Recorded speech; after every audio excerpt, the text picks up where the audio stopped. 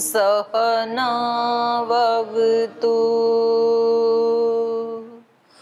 सहनौ भुनक्तु सह वीर्यं करवावहै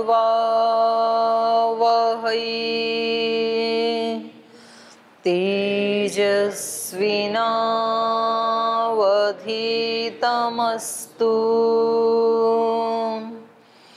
मा विद्विषावहै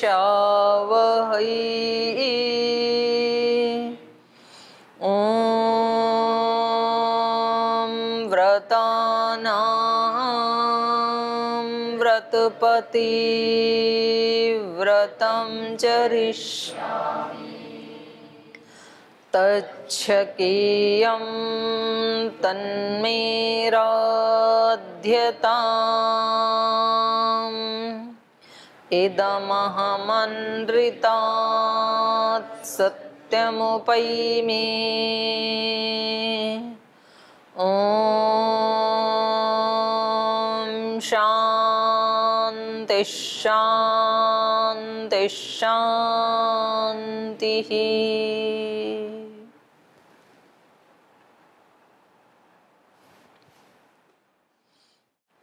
यह प्रसंग चल रहा था, दोनों कुलों ने अपने अपने कुल की कीर्ति का परिचय दिया। पहले महर्षि वशिष्ठ ने श्री राम के कुल का इक्ष्वाकु से लेकर के और श्री राम तक पूरा अपने वंश परंपरा का इन्होंने वर्णन किया। और उनके वर्णन करने के पश्चात राजा जनक ने निमि से लेकर के और यहाँ कुशध्वज और जनक तक अपने कुल का इन्होंने वर्णन किया। तो जब दोनों के कुल का वर्णन हो चुका तो इन दोनों ही नरश्रेष्ठ वीर राजाओं से दोनों गुरुजनों ने कहा, विश्वामित्र और महर्षि वशिष्ठ ने कहा कि हमने आप दोनों के ही मुख से, उनकी तो वशिष्ठ जी ने की थी, इनकी इन्होंने स्वयं की थी अपने कुल की व्याख्या, तो आपसे हमने दोनों ही कुलों की व्याख्या को सुना। अचिंत्यानि अप्रमेयानि कुलानि नरपुंगव, आप दोनों के ही कुल की जो कीर्ति है, जो इतिहास है, जो गौरव है, वो कैसा है? अचिंत्य है। माने इसके बारे में कोई चिंतन भी नहीं कर सकता। चिंतन क्यों नहीं कर सकता? कि मनुष्य शरीर में रहते हुए भी और कोई इतना ऊंचा जीवन जी सकता है, जैसे शिवी इन्हीं के वंश में हुए थे। यद्यपि उनका यहाँ वर्णन नहीं है, यहाँ केवल राजाओं की वंशावली का ये वर्णन कर रहे हैं। तो जिन्होंने मानवता की रक्षा के लिए अपने मांस का दान कर दिया था, तो ऐसे ऐसे इनके कुल में श्रेष्ठ महामानव हुए। इसलिए कहा अचिंत्यानि कुलानि अप्रमेयानि, उसकी श्रेष्ठता को मापा नहीं जा सकता, ऐसे आपके कुल हैं। इक्ष्वाकुणाम विदेहानाम, विदेह का कुल भी ऐसा ही है और इक्ष्वाकु वंशियों का कुल भी ऐसा ही है। तो न एषाम तुल्य अस्ति कश्चन, इनके तरह, इनके समान और कोई कुल आज देश में नहीं है। इतने श्रेष्ठ ये कुल हैं दोनों। तो इसलिए जहाँ तुल्यता होती है वहाँ संबंध स्थापित करने चाहिए। थोड़ा 19-20 का तो अंतर हो सकता है, लेकिन बहुत ज़्यादा अंतर यदि हो जाता है संबंधों में तो फिर वो ज़्यादा स्थायी रूप से टिक नहीं पाते। ये बात विवाह के संबंधों की भी है और ये बात ब्रह्मचर्य के संबंधों की भी है, संन्यास की भी है, वानप्रस्थ की भी है, सब जगह है ये बात। जैसे ब्रह्मचारी अपने गुरु के साथ जब संबंध स्थापित करता है तो जैसा गुण कर्म स्वभाव गुरु का है वैसा यदि शिष्य का ना रहे, थोड़ा तो अंतर चल जाएगा। गुरु जी 500 दंड बैठक लगाते हैं तो ये 50 ही लगा ले, इतना तो चल जाएगा। पर बिल्कुल जमीन आसमान का यदि अंतर हो तो वो संबंध ज्यादा टिक नहीं पाएंगे। फिर गुरु जी 3:30-4 बजे उठते हैं तो चलो ये 4:15 उठ जाए, 4:30 उठ जाए लास्ट, इतना तो चल जाएगा। लेकिन गुरु जी उठे 3:30 बजे और शिष्य उठे 7:30 बजे, तो वो संबंध कितने दिन चलेगा? तुल्य संबंध ही चलते हैं। गुरु जी पुरुषार्थ करें निष्काम भाव से और ये शिष्य अपने रोज की दिहाड़ी मांगे कि मैंने 8 घंटे ड्यूटी कर दी, अब मेरी इतनी दिहाड़ी बनती है 300 रुपये, और महीने में मांगे 9,000 रुपये, और या कुछ पहले से कुछ डिग्री आदि करके आया हो तो मांगे 30,000 रुपये, 50,000 रुपये। तो फिर ये संबंध ज़्यादा। तो संबंध कौन से स्थायी होते हैं? जिनमें तुल्यता होती है, जिनके गुण, कर्म, स्वभाव। तो इसीलिए गोत्र आदि पूछने की परंपरा है। भाई इनके 5 पीढ़ियों के गोत्र आदि का पता करो, कौन कौन इनके कुल में हुए हैं। पता लगा कि एक कुल तो बहुत शरीफ है, ईमानदार है, और पता लगा कि दूसरे कुल में तो बड़े चोर लुटेरे पैदा हुए हैं, तो फिर वो संबंध कैसे चलेगा? तो तुल्यता में ही संबंध चलते हैं, चाहे वो गुरु शिष्य हों। अब गुरु परम पुरुषार्थी और शिष्य परम प्रमादी, तो संबंध चलेगा क्या? तो फिर थोड़े दिन में टूट जाएगा संबंध, उसको फिर भगाना पड़ेगा, हटाना पड़ेगा। भाई आप तो गलत जगह आ गए, आप ये आपके लिए ठीक स्थान नहीं है। तो हमेशा संबंध स्थापित करते समय दोनों तरफ से तुल्यता होनी चाहिए। थोड़ा तो अंतर होता है, बिल्कुल समान नहीं होते हैं, लेकिन बहुत ज़्यादा अंतर नहीं होना चाहिए। और ये काम गुरुजनों की उपस्थिति में होना चाहिए, क्योंकि ठीक ठीक मूल्यांकन वो ही कर सकते हैं। नहीं तो एक व्यक्ति अपने कुल को ज़्यादा ऊंचा बताएगा, दूसरा अपने कुल को ज़्यादा ऊंचा बताएगा, तो भी संबंध नहीं हो पाएगा। तो ये ठीक ठीक जो है, दृष्टा वो होता है जो देखने वाली दृश्य वस्तु से थोड़ा अलग हटता है, वो दृष्टा होता है। जैसे खेलने वाला जो खिलाड़ी है वो खेल का दृष्टा नहीं हो सकता है, वो तो उसमें पूरा इन्वॉल्व हुआ है खेल में, तो वो उसका नाम है खिलाड़ी। और दृष्टा कौन होता है? रेफरी अलग रखते हैं, वो देखता है दोनों तरफ से, फिर वो निर्णय करता है किसकी हार हुई, किसके पॉइंट बने, किसके कट गए। तो हम जब शरीर इंद्रिय आदि के साथ पूरे इन्वॉल्व होके रहते हैं तब दृष्टा नहीं होते हैं हम, तब तो हम इंद्रिय रूप ही होते हैं, वृत्ति सारूप्य ही होते हैं। दृष्टा तो तभी बन सकते हैं जब उनसे एक कदम पीछे हटके देखें। तो यहाँ इन दोनों कुलों के दृष्टा कौन हैं? दोनों ऋषि हैं। तो इसीलिए बड़े लोगों को, और बड़े लोगों में भी जो एक परिवार का दूसरे परिवार से संबंध होता है, तो उसमें किसी तीसरे बिचौले को रखते हैं कि वो ठीक ठीक देख पाएगा दोनों कुलों में कितनी समानता है, कितनी तुल्यता है। बिना किसी के बीच में ऐसे ही संबंध स्थापित हो जाते हैं, वो भी टूट जाते हैं। आजकल तो वो क्या है, शादी.com, तो वो उसके ऊपर कोई किराए पे मकान ले लेते हैं किसी लड़की का, जैसे किसी लड़की ने, और कोई कपल होता है, मतलब वो एक गैंग ही होता है, तो किराए पे अच्छा सा मकान ले लिया, और फिर उसको लड़के वाले को बुलाते हैं, तो देखने आते हैं, बड़ा सुंदर घर है लड़की का, तो नकली माँ बाप बना देते हैं उसके, वो हैं तो उसके पार्टनर ही, बिजनेस पार्टनर। बोले ये मेरी मम्मी है, इससे मिलो, ये मेरे पापा हैं, खूब अच्छी अच्छी बातें करते हैं। शादी भी हो जाती उसी घर में, और शादी करके 1-2 बार आना जाना भी हो जाता है उसी घर में, तो पूरे निश्चिंत हो जाते हैं, कितने अच्छे घर में रिश्ता जुड़ गया। और 2-3 महीने के बाद जो प्री प्लान है, फिर वो झगड़ा करती हैं लड़कियां, ऐसे पकड़े गए कुछ गए, और फिर वो उसकी सारी संपत्ति को जितनी हाथ में आए उतना लेके चली जाती है, और बाद में केस और कर देते हैं कि भाई इसको 50,000 रुपये मिलते हैं, तो हर महीने मेरे को 25,000 रुपये दिया करे। तो ये उनका बिजनेस ही है। पीछे एक गैंग पकड़ा गया, तो उस लड़की ने 9 महीने में 3 शादियां कर ली थी, और तीनों से अपने ऐसे पैसे कमा लिए, नकली माता पिता बना करके। तो इसलिए बड़े लोगों को बीच में रखना चाहिए। केवल सोशल मीडिया के ऊपर ही देख करके, शादी.com पे देख करके संबंध स्थापित होते हैं, तो फिर वो चलते नहीं है। तो गुरुजनों को बीच में रखना चाहिए, तो इन्होंने रखा। तो अब ये कह रहे हैं कि आप दोनों के जो कुल हैं ये अपने आप में सर्वश्रेष्ठ हैं और समानता वाले हैं, तुल्यता वाले हैं, तो इसलिए इन्हीं में संबंध स्थापित होना चाहिए।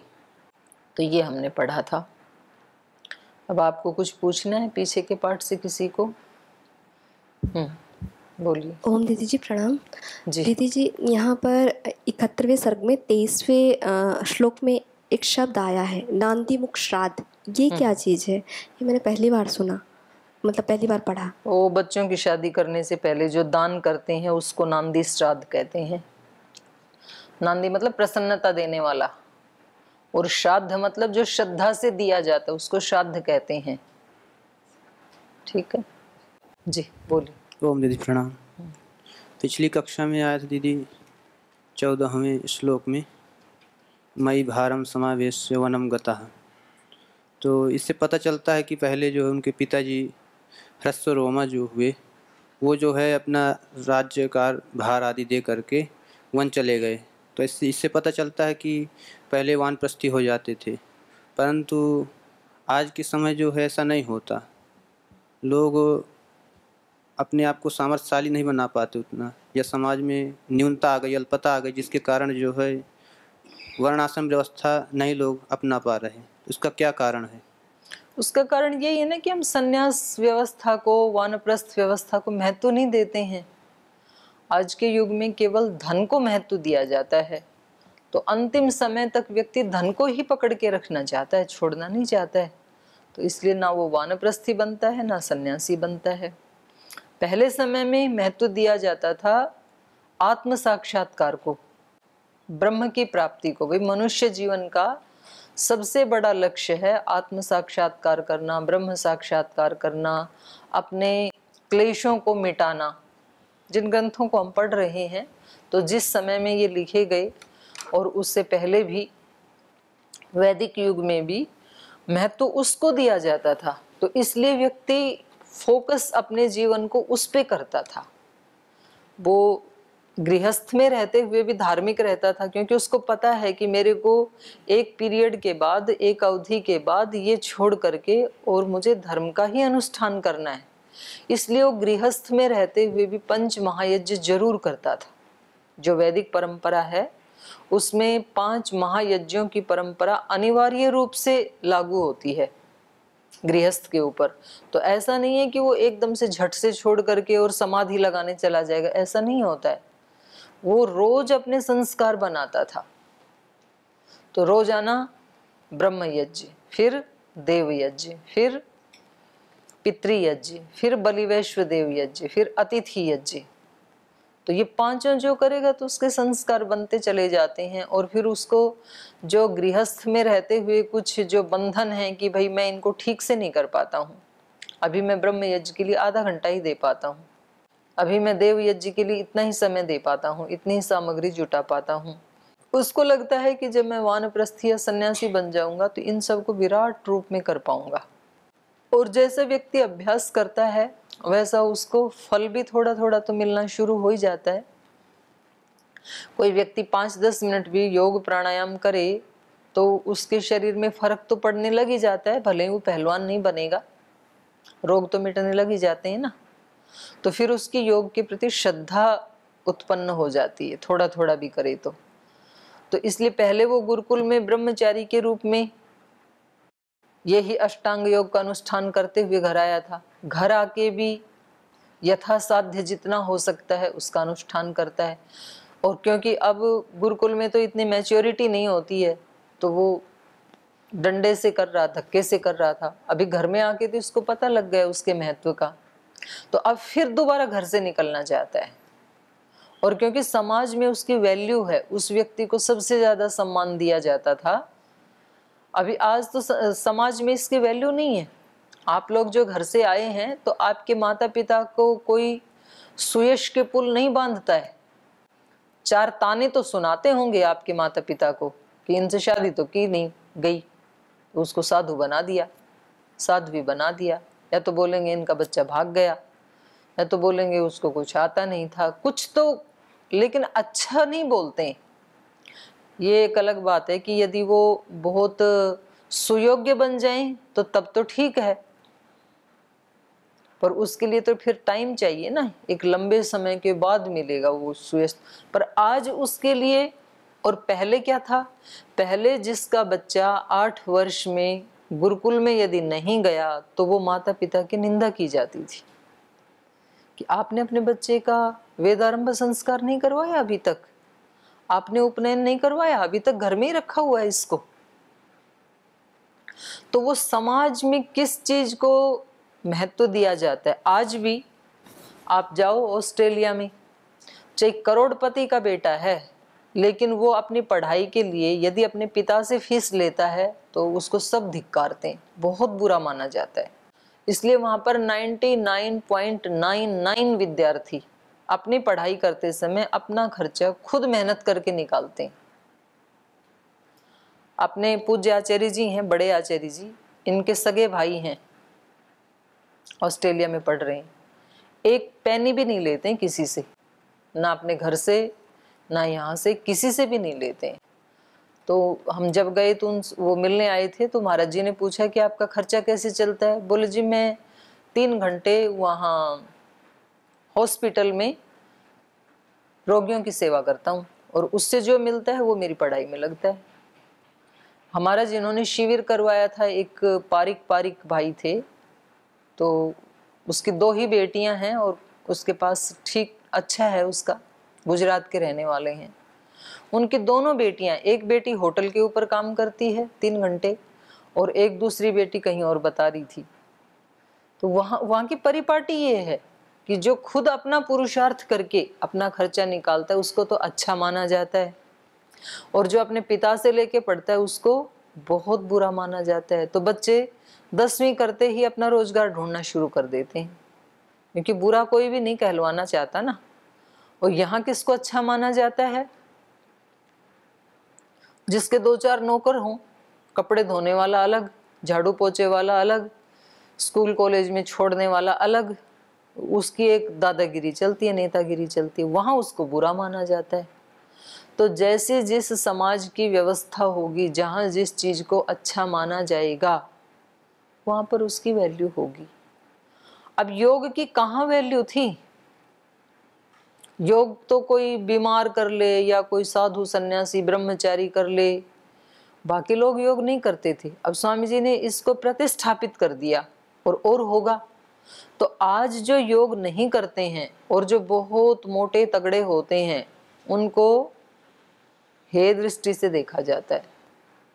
और एक जमाना था लगभग 30-40 साल पहले कि बहुत मोटा ताजा, इसका मतलब भाई ये कोई सेठ साहूकार है, खाते पीते घर का है, उसमें गौरव मानते थे।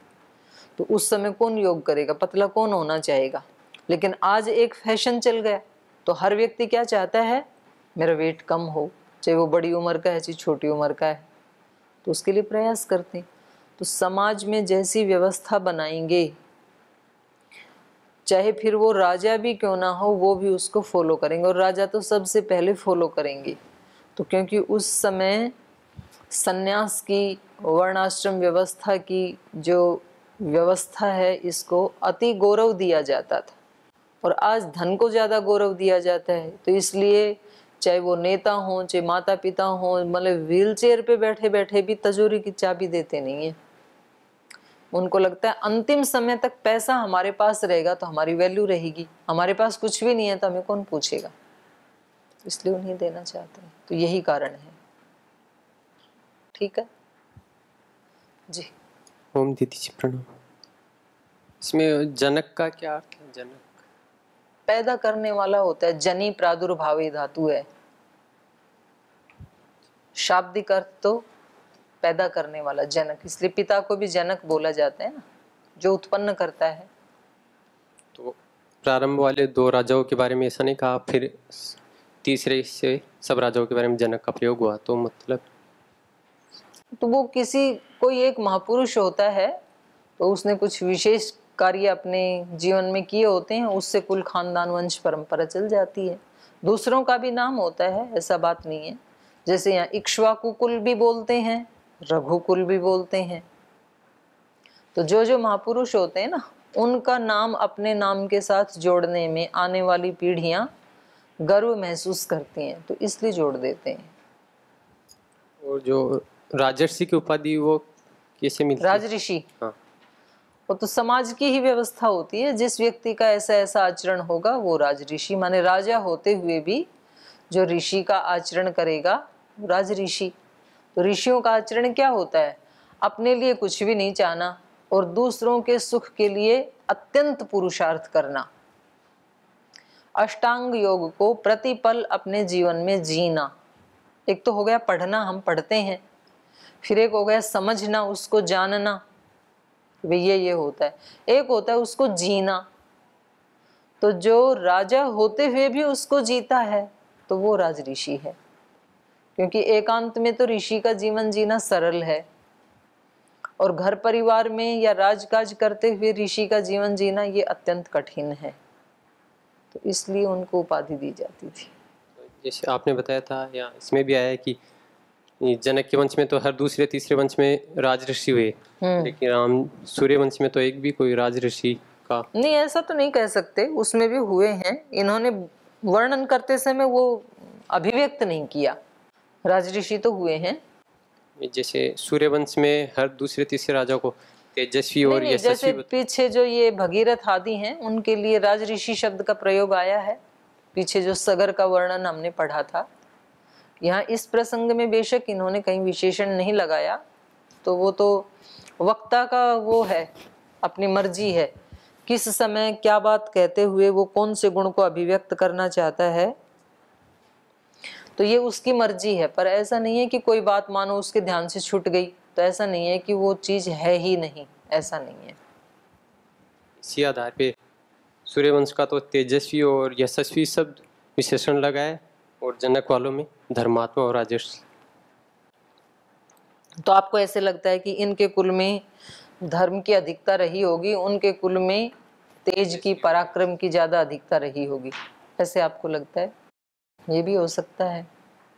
जैसे उदयवीर शास्त्री जी ने सांख्य दर्शन में वो एक सूत्र का अर्थ करते हुए दृष्टांत में बताया गया है कि सूर्यवंश में जो नहुस राजा के बेटे हुए थे ययाति, वो तो विषय भोग में रत रहते थे, तो उनका यौवन नष्ट हो गया इसमें, तो उन्होंने पुत्र का यौवन ले लिया था।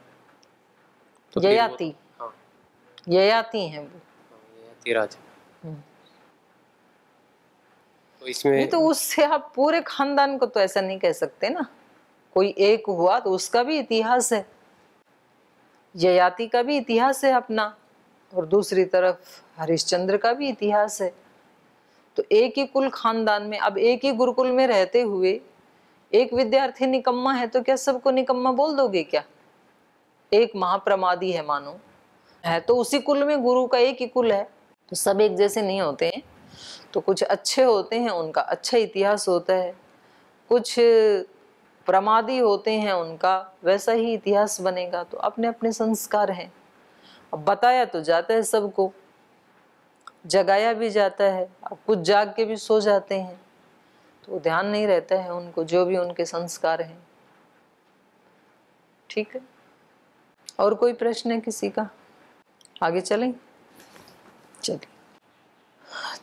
सदृशो धर्म संबंध सदृशो रूप संपदा राम लक्ष्मणयो राजन् सीता चोर्मिलया सह वक्तव्यं च नरश्रेष्ठ श्रूयतां वचनं मम भ्राता यवीयान् धर्मज्ञ एष राजा कुशध्वजः अस्य धर्मात्मनो राजन् रूपेण प्रतिमं भुवि सुताद्वयं नरश्रेष्ठ पत्न्यर्थं वरयामहे भरतस्य कुमारस्य शत्रुघ्नस्य च धीमतः वरयेते सुते राजंस्तयोरर्थे महात्मनोः।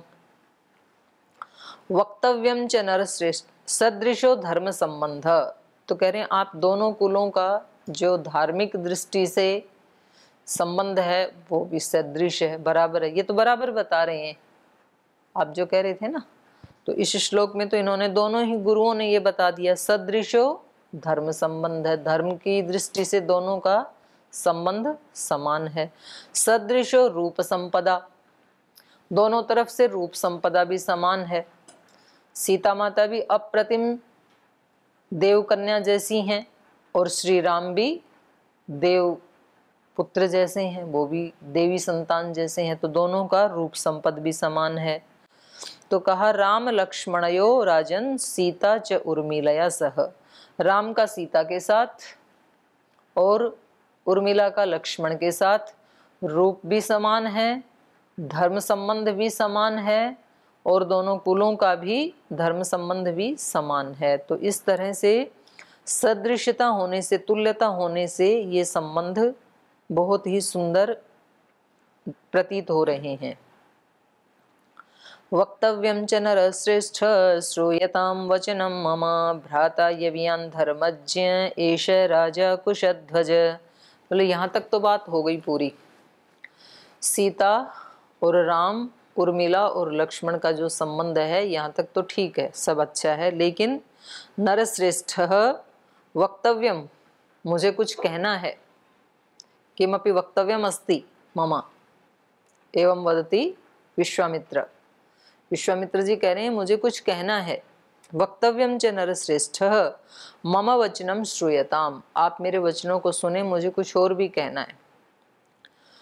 भ्राता यवियान धर्मज्ञ एषः राजा कुशध्वज, एष राजा कुशध्वज तव भ्राता धर्मज्ञ यवियान, ये जो आपके छोटे भाई हैं कुशध्वज, ये धर्मज्ञ हैं, ये धर्म को जानने वाले हैं और राजा भी हैं, आपके भाई भी हैं, कनिष्ठ भाई हैं आपके।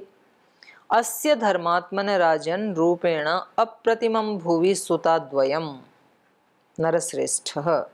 हे नरश्रेष्ठ, अस्य धर्मात्मनः राजन, हे राजन, हे नरश्रेष्ठ, ये जो धर्मात्मा राजा हैं इनकी अप्रतिमं रूपेण सुताद्वयम् भुवि, इनके भी 2 कन्याएं हैं, आपके छोटे भाई के भी। और वो कैसी हैं? रूपेण अप्रतिम, रूप की दृष्टि से जिनकी कोई तुलना नहीं है, अत्यंत सुंदर रूप वाली हैं आपके भाई की जो बेटियां हैं। सुता द्वयम, इनके भी 2 पुत्रियां हैं। उनको हम पत्न्यर्थम वरयामहे कुमारस्य भरतस्य शत्रुघ्नस्य च धीमता। तो उन दोनों को हम भरत और शत्रुघ्न की पत्नी के रूप में वरयामहे, वर्ण करते हैं, उनको भी मांगते हैं हम, क्योंकि हमने आपके कुल की कीर्ति को सुना तो कहीं ना कहीं तो शादी करनी ही है, तो एक ही बार निपटा देते हैं सारा काम। तो आए तो थे 2 की शादी करने, तो आगे अच्छा लगा तो 2 की और प्रस्ताव कर दिया।